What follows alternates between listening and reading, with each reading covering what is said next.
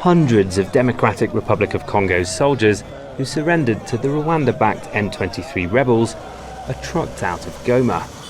M23 says it's taking them for training. The Rwanda-backed M23 fighters took control of the city after days of heavy fighting in the streets earlier this week.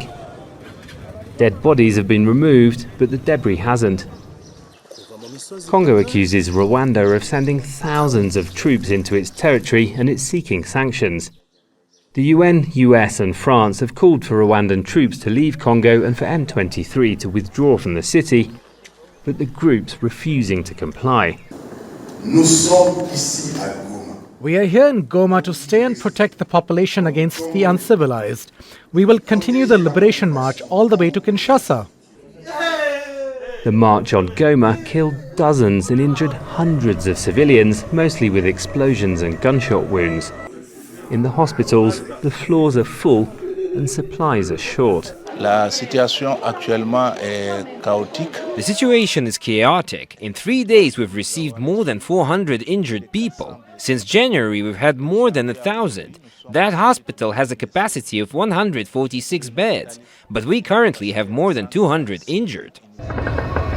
Rwanda and M23 say they're defending themselves from hostile armed groups. Congo says they're looting its minerals. Rwanda's mineral exports have doubled in the last 2 years. At the same time, the displacement camps around Goma have swollen as M23's fighters have advanced. The UN says about 500,000 people have been forced from their homes in the last month. In the city, many people have been hiding in their houses, hungry for days. Finally, a chance to collect water from Lake Kivu came when the fighting stopped. Electricity and water supplies are still cut off. Meanwhile, the pro-Rwandan forces have been advancing south around the lakeshore towards Bukavu. It's the capital of the province of South Kivu, which is rich in gold, coltan and cassiterite. This is what's left of a UN base after the fight for Goma. Its peacekeepers haven't stopped the conflict, which has lasted nearly 30 years.